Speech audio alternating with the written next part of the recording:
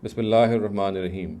Regarding Islamic worship rituals, the misconception I will discuss today relates to zakat on salaries.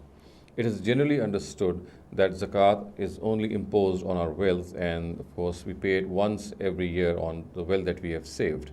And as far as any other aspect is concerned, the only other concept that we have is that zakat is also on agricultural production, which is 10% or 5%, depending upon the nature of the lands, and then we have zakat on livestock. However, as far as salaries are concerned, generally they are considered to be wealth, and whatever income we have, if at the end of the year it gets accumulated, then 2.5% of that accumulated wealth shall be taxed. However, if we go a little deeper, we'll find out that our own salaries are the result of our own skill and hard work and labor.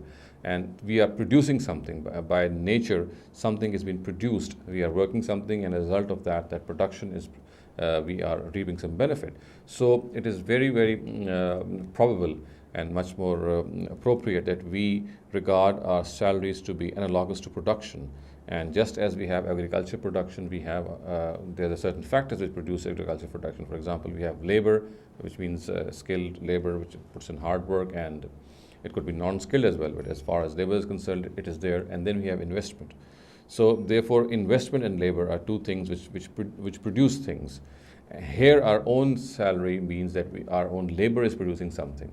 It's our hard work, it's work that we put in that produces something. So therefore, it is very appropriate that we regard this our own services or our labor to be analogous to production. Now, the question would then arise: if this is so, then what should be the rate of zakat that should be imposed on this form of production, which we call our salary?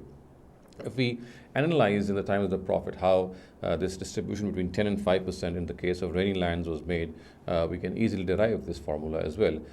We know that in the case of rainy lands, the ushr was 10%, zakat was 10%, and which in case of non-rainy lands was reduced to 5% or nisf ushr. Now, the question is that if this is the case, then how should we relate the two? If we deliberate on this issue, we will find that in the case of non-rainy lands, we need both investment and we need labor.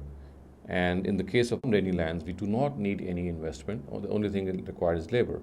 So we can come to a formula, and that is that whenever both of these things are present, labor and investment, then zakat should be 5% on production. And when one of them is missing, then it should be 10%.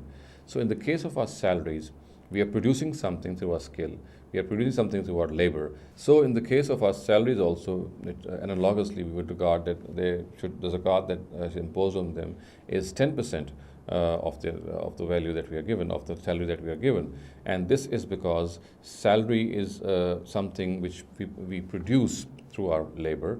And as we had derived earlier on, when labor is the only thing which is present and investment is not present, then zakat should be 10%. So on salaries, this zakat should be 10%, and it should be given every time we get the salary. Whatever the salary is, we should just take 10% out from that and then give it as zakat. أقول قولي هذا واستغفر الله لي ولكم ولسائر المسلمين والمسلمات.